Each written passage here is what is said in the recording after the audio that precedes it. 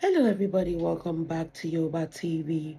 If you're new here, you're welcome. Kindly click the subscribe button, like, comment, and share this program. Yomi, Ojúmọ́. This is my second video today. In fact, mo ti múra gan, mo ti fẹ́ jáde kí tó sọ pé kí sáré ṣe léyìí kó tó di pé mo jáde. The first thing is like àṣírí èèyàn tó leak group chat. It is true. Sherry, one thing about being a speaker is that we get information, or we see from the trend of things, we see how everything is always unfolding. Sherry, from the beginning, you got to be the embarrassed group chatting. I said something. I said one of them betrayed them. I said it, if you remember, I said one person betrayed them before the narrative of Ksolo was arrested. Then it was the police that leaked it. I questioned that. I didn't want to believe that. Because at one point, Tashiri Banjade, Emariba Onyoshi Mama cover. Mama cover. I said it and I maintained that somebody in that group betrayed them. Me o wale stop because people were pointing at Jigan. But me ro pe only ma joun. But me rule not out. It was Ksolo that betrayed them. Because this is my reason. Tell me if you request, they were betrayed initially. I'm a VDM Fukiniko. To bá jẹ́ pé VDM we know before. When he gets any information, he will tell us how he got the information. He will tell us because he loves to be praised. He likes self-praised. This is how I do it and do it and do it. He did not mention that part. Number one, what if his space led to be questioned? And when he realized that people were asking that, how did you get this thing? The next thing to Sonny, no, only lost 20 million. Me, normally, is trying to cover up for that person. To battle so 20 million gone. Oh, ni so.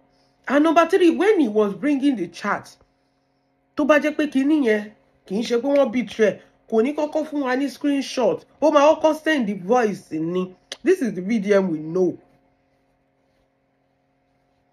And nǹkan tí mi rí ni pé ìgbà tí justice of MOHBAD tí ò dẹ̀ ṣẹlẹ̀ mọ́, ṣe ti understand ẹ̀ sẹ́. Tó ti jẹ́ pé everything that rí bó ṣe rí, wọ́n ti try, wọ́n ti ṣe gbogbo ẹ̀ tí group yẹn, I know that group will not be functional anymore. I think that is why Ksolo sold his birthright for 20 million. Torí tẹ́ bá rí láti jọ́ tá ti bẹ̀rẹ̀ group yìí, I pay 20 million, I will give anybody 20 million, it's always 20 million. Sherry, psychologically, we are human beings. We know how things used to operate. Nigerian police will never take your phone and screen. Who is VDM, to be frank with? And screenshot a chat. The person will risk their job, risk their division because of one nuisance. That is a crime. Do you know that? Number two, that story is just too good to be true. Sheke so long don't promote him best friend, the very dark man, which is Totopi. I feel like the person didn't know that he's going to, and he no trust the VDM, no, he solo. He's just going to, you know, and to the 20 million of far now because of a group chat. That's like no matter now. But you think come on a group, anybody will show Niti Ksolo. There's nothing incriminating in the group because there's nothing incriminating in the group. Oh yeah, just a full video, kick back 20 million. Mo de fẹ́ get to understand the kini kan. Tẹ́ bá rántí first video tó kọ́kọ́ sọ. Ó sọ pé nínú group yẹn not ti rán lọ sí prison. Up to today, ṣé VDM ti fi ibi tán ti rán lọ sí jail nínú group yẹn. Ṣó ti fi hàn wá. Ó ní nínú group yẹn ẹ lọ sí first video. Ó ní nínú group yẹn not ti release the noodles. Ṣé ẹ ti rí nínú group yẹn not ti release the noodles VDM. Èèyàn tó ta group chat fún. Èèyàn yẹn rò pé kò sí nǹkan kan tó wà incriminating. Ó ti wá gbàgbé pé manipulator ní VDM. is just going to manipulate everything. If that person has thought it through, any moko ba this stage today, then you know if sáré jáde tó fi wá ṣe damage control pé wọ́n arrest òun ni kíní kan ni, don't believe any stopping damage control nìyẹn. Wọ́n arrest ẹ nínú gbogbo nǹkan tó wá wà lórí fóònù ẹ, group chat náà wá mú tán wá send sí VDM. I mean, you could sue them now. You want them promote the best friend in VDM. You know, what's up with best friend in VDM? Dr. P to just pé VDM go le fi VDM go le fi fame promote.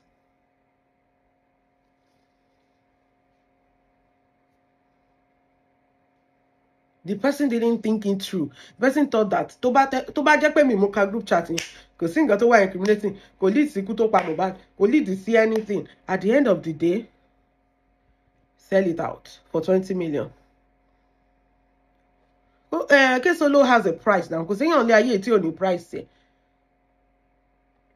He has a price. His price was paid. VDM will do anything because he has a lot against all these people. He will do anything to get any information because he has a lot against all these people. And Ksolo feel like, we could share group with him. Abi, could I think to as a work group, you're killing incriminating Kosi. Now, I'm just talking about you, but you got them if you believe we pay group, won't betray one. New pay voice note, lashing, expect. Nino go got the video, multi show wa go voice note, tell your con till no group here. So somehow it was a screenshot. And you want to my debo stage, video, move far, don't far, Japan way. But once a manipulator, always a manipulator. He has been manipulating Nigerian for the day one. From the day one to Tiwa. And your Toshebenike is a poor guy. He doesn't have anything. Look at him today. Manipulation. He has studied Nigeria. They say, well, we don't use sentiment. Sentiment don't feel walara now. By lying to us that you don't have anything. It's a lie. The house you were staying, with 2 shoes on the shelf, it was staged. VDM. And let me tell you one thing for free. Even if there's anything incriminating in that group chat, it cannot be used in court of law because it is taken out. Oh, what a proof, Bosheri? It cannot be used against anybody. Torí ẹ ló ṣe ń jà pátá down pátá kò tí ì rí nǹkan. Kó má tí sí one solid evidence against any. Ẹ wo bó ṣe gbé ẹ lọ wo first video. Only I am very disappointed in Dre Davido. How can you do this to me? Now you send me to prison. Have you seen where Dre Davido said we will send VDM to prison? Kó tẹ̀ kọ́ yẹn. Àbí kó tẹ̀ sọ pé okay I have talked to this person, they are going to arrest VDM. By now, ṣé kì í ṣe nǹkan tó yẹ ká ti gbọ́ nìyẹn. And that is the first thing he said. That guy, so be amada. So Ksolo has a price. I'm not even mad about that. We already know that somebody sold them out. All this story that arrest you sold that group out. Because number one, justice for MOHBAD, anybody. I think they've already stopped the group for a long time. Nobody is posting anything. You feel like only for 20 million. Why they buy 20 million? Why they will let me collect this 20 million? Well, situation of things in Nigeria. And I'll just screenshot everything to him. Are you not seeing that screenshot in the video? If it wasn't screenshot and it was not betrayed, they did not sell the group out. Somebody did not betray them in that group. Why will VDM tell Lege to go and screen record everything, including something you say he did with you in your hand?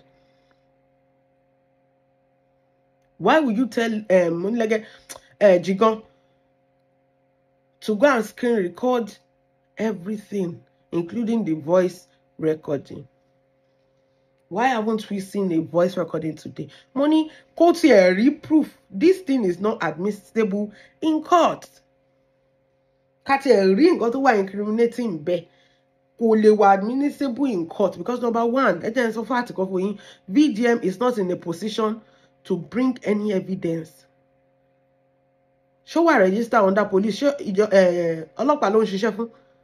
you cannot play a detective when you don't have anything that tie you with the police. Koni. And if there's anything incriminating, how would you want to botch your own case? They send you to prison.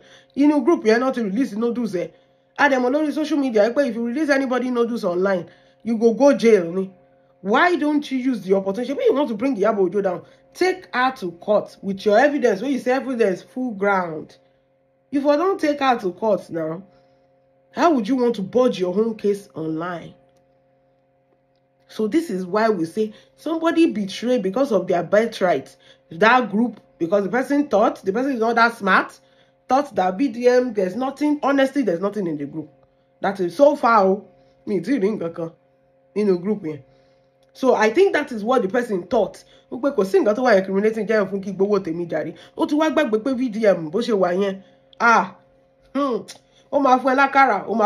VDM, èèyàn tó gbé group fún ó sì ń bọ̀ wá tẹ̀ sẹ́niyẹn lójú kí n ṣe pé kinní.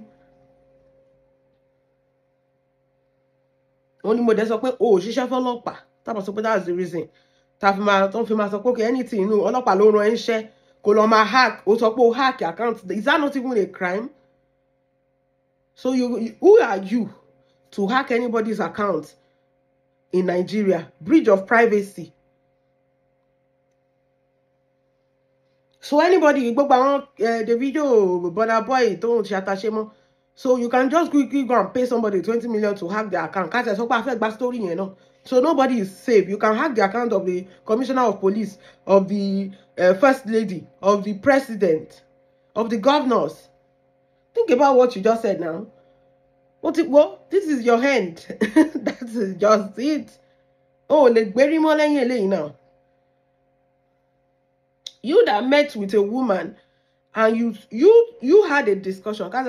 Discussion what and you people had a discussion that you're not going to come online. You see integrity. You have so much integrity. You will promise somebody something. You talk to somebody privately without the public knowing. And you came online to talk about it. After you promised the person you're not going to talk about it. You have integrity, Lord. That is exactly what they call integrity. How will anybody is going to trust you? Who are the people who is going to trust you? Finish already. If there's any incriminating thing in that group, VDM, could they were admissible in court? Ask your lawyer. To the Aloshe one jump pata to create the content to make a wall social media. We understand. We understand. We are no fools. We are no mumus. Who you were that now? Torí ẹ ló ṣe wá ń jàng pátá lórí social media àwa gan ṣe wá game ni you play it very well. Ṣé mo pé a lot of Nigerians are gullible, they are not educated, they cannot read between the lines. Understandable. If you have a case, you take them to court, they release your noodles. Abi, they send you to prison on this group and they are not in court. Ṣé social media not a fair journey? Or all you are trying to do is like you want to bring all of them down. How many people are in the group that you call all their names and you want to bring them down and without a proof? Give us one fact. One sọ̀rọ̀ sí ọgbẹ́ video kan jáde sọ pé people are talking about what you did to what you said about the Malians. Yes, you did. I don't understand how it's easy for you to manipulate when your followers are gullible. The rattles, the rats, of course. Who are they? They are rats and they will always be rats. One thing you should understand is that everybody, the same way you said you say this, now so everybody talk am. So it's not like you are innocent. The same way where you accuse the Nigerian, everybody accuse the Malians. And there's a video now that IYABO Ojo clearly said, so pe yin lepa. Because your brain no go cut that one. When IYABO Ojo said she was addressing everything, but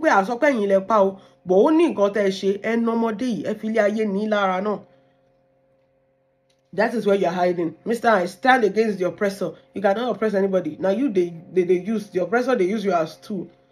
You are oppressor thug. VDM, FBI from Temu. You don't even know your calling. Let me tell you, show more fish magnet talk by it. You want it the next till Obama. It's the truth. Ìyẹn ṣe nǹkan tó dáa ló fi pàdánù yẹn. ìwọ ń wá bó ṣe máa mú àwọn èèyàn wálẹ̀ without any fact. And this is why we will not stop talking. Because your whole fame, ó parọ́ fún wa ní pé foundation ló fẹ́ wá ṣe adáwó fún ẹ.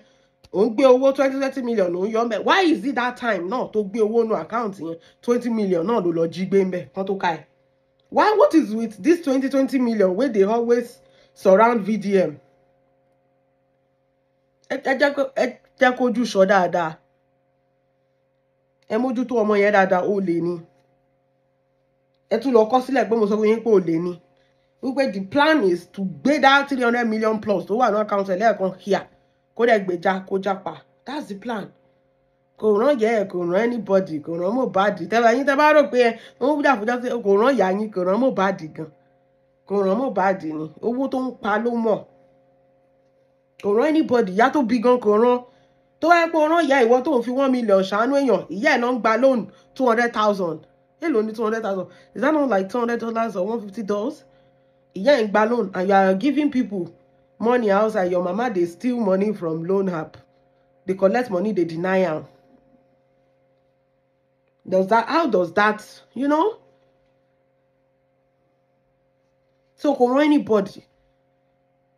Ọmọ tó jẹ́ pé ṣe mọ̀. I don't know. Bóyá òun nìkan ló máa kọ́kọ́ jáde nínú family wọn. Ó jáde gan into the wrong hand. Àwọn èèyàn sọ pé you gain fame from MOHBAD's name. Now the MOHBAD's name still they bring you down too. Because what you are doing is nothing. It's just manipulation at this point. Yes, you talk about the Malians. Why are you saying that? But you also talk about the wife. The same way you talk about the wife, everybody talk about the wife as well. Not be only you talk about Wumi. I don't talk about Wumi well. Yeah, we don't talk about Wumi well. Everybody too talk about Wumi. Not be only you talk about Wumi. Why are you manipulating as if you are the only one that question Wumi? Everybody question Wumi. But the beating where the boy chop, now from the people where they pay you, your payroll master. Táwọn náà bá fẹ́ manipulate gbogbo nǹkan tó ń sọ. Sórí ọ̀rọ̀ kan tó sọ pé ọjọ́ tó tíwọ náà tẹ̀lé Burna Boy lọ sí club ẹ padà lọ sí apartment ṣẹ́ lọ́dún ra yín ni. Táwọn náà bá tún fẹ́ manipulate. Tó ní báyẹ̀ pé yàn mí ló sọ pé òun tẹ̀lé Burna Boy lọ sí apartment bó ṣe máa múra kọ́kọ́kọ́ ní pé wait o, but wait o, bó ṣe máa ń sọ̀rọ̀ but wait o. Una go club then go to apartment. Ṣé na me dey reason this thing? Wetin una go do for apartment and you talk overnight. Who dey talk overnight for apartment? Táwọn náà béèrè lọ́wọ́ ẹ̀ pé ṣé ìyẹn pẹ́ lọ́dún ra yín. You see, you cannot play the games. We already understand. Now game you dey play with Nigeria's brain. Táwọn náà bá fẹ́ ṣe fún ẹnsìn báyìí ló máa múra kankan pé they want to blackmail you. No, nobody dey blackmail you. Now wetin you dey do? I just give you an hint. See. But this is, if it was somebody else that you hate that went to go and see Burna Boy, you go drag the person like Aswani generator. If it was IYABO that went to see Burna Boy, and IYABO now said, we went to Shekinikon, we were in the club, we're just talking about Nigerians, and everything, you will say, na lie. Una go talk. Na lie. You want people to believe you like you are a mini god. Look at them. You still not be anybody. You still be nobody. You still be nobody. And one thing is sure. You see one name where we don't call you. Now that name, everybody go they call you. You be manipulator. Correct, babe. FBI from Temu. You be manipulator. Nothing can change that again about you. You be confirmed manipulator. You always want everybody to dance to your tone, and we don't care. We don't send your papa out. The group where they create after the boy don't pipe to find justice for the boy. Now here, I'll give 20 million. I pay 20 million. You remove 20 million that time to go and buy a car. They catch you. Everything at 20 million. So to share 20 million, like yen. To buy share 20 million, oh, ni wa gbe ijoko sórí social media. Kó máa sọ pé ó fẹ́ fún yàn 20 million. Èmi má sọ pé òun má rò pé inú owó NGO yẹn ni. Torí èṣù lè ṣe ìyá ẹ̀. Don't think that it was in the NGO money. Òun ni mo tún sọ, ó yá wá hack eléyìí náà. Tí wá hack eléyìí. Pay 20 million. Come and pay 20 million. Pay 20 million for here. Make we open our face because you get money to dey spray anyhow. Òpònú. Ọmọ lẹ́lẹ̀ tó máa gbé sórí bẹ́ẹ̀dì náà tẹ́lẹ̀ kí ló máa ṣe ó máa jábọ́ náà ni. Everybody talk about Wumi, not be only you. tó bá bá ń gbé video wá. Iyewe talk so many about, Iyewe even said, Egbe Wumi, eti baba Mohbad, ya Mohbad, gbogbo video ìlà mọ̀ láyé ìgbà yẹn. Egbe gbogbo wọn eti wọn mọ́lé will get the answer for justice for Mohbad. Everybody, pátápátá, àti ìyá àti bàbá àti Wumi, eti wọn mọ́lé. So no be only you talk about that one. This one that you're making it be about yourself. Everybody talk about it. I talked about it. Well, at least you should do the needful. I said it. So why are you now saying that because you talk about the Malians, because you talk about this son, now only you don't even get, see, now you they mislead the public. Because that's just what is supposed to show Mohbad by ring kankan. It's only you that you are getting money. It's only you that you are getting money, getting paid. Every time, do you know the reason why I bring the matter come back? Now you they get paid. Court will not go. Suspect will not see. Now only you and your pocket you they are rich. So now we too want to question you. I beg drop the matter. Ele to ti fi jembe, to ti jembe otito. And Ksolo for you. Etita bet right. I hope it's worth it. I hope it's worth it. Your bet right where you say for this mumu boy, very mumu boy. Mo robo what there. Ksolo. And for every one of you that used to betray your other people, because story atenuje, I knew from the start that somebody in that group, ko possible ko mani insider ninu, ko possible ko mani owo insider ninu. It's not possible. Something will leak without an insider. Ojo. Nkoko ma leak without an insider. Kò possible. Ìjà máa bára wa sòótọ́ ọ̀rọ̀. Torí ẹ̀ bí mo ṣe wà yìí, mo máa ń sọ̀rọ̀ tí mo máa ń sọ ni. Báwọn ọ̀rẹ́ mi ṣe wà yẹn, mo mọ nǹkan tí mo bá sọ fún lágbájá. Ọ̀tọ̀ nìkan tí bá sọ fún ẹ, ọ̀tọ̀ nìkan tí bá sọ fún eléyìí. So that by the time tọ́rọ̀ kan bá jáde, màá ti mọ̀ pátó ọ̀dọ̀ ẹ ló ti wá, mi ò sọ fún anybody, ìwọ nìkan mo sọ fún. Bẹ́ẹ̀ mi ṣe máa ń pick àwọn ọ̀rẹ́ mi nìyẹn. I tell them different things. So if tọ́rọ̀ mi kankan bá jáde, màá mọ̀ pé ìwọ nìkan ni mo mọ̀ pé kíní ìwọ ni mo sọ kíní fún. So màá ti mọ̀ bí tọ́rọ̀ yẹn ti jáde. Kò possible kò ní group chat yẹn without one insider kò jọ, because the way you dey talk from the beginning, if na you wey we know very well, what you explain for wa bó ṣe get here, how you go about it, that is your own number one, because you always want to clear your name as if you are innocent, you know what you are doing, but you hid this thing. That is why I know you are trying to protect somebody too in the group. One of them betrayed them in that group. And I don't think the person thought it true. The person did not think it true. Okay, we'll sing a kind of group, Jackie Bowomi Jareki Kaju. Could the Amako video and Boshe Waye issue ni? Issue. So, but I hope it's worth it, Sha. You got in about Ilya lose my kesson. That is just it. Ilya lose my kesson. That is just it. And you know, drop a comment in the comment section. I just want to feel about this video. Thank you guys. Have a wonderful day. Bye.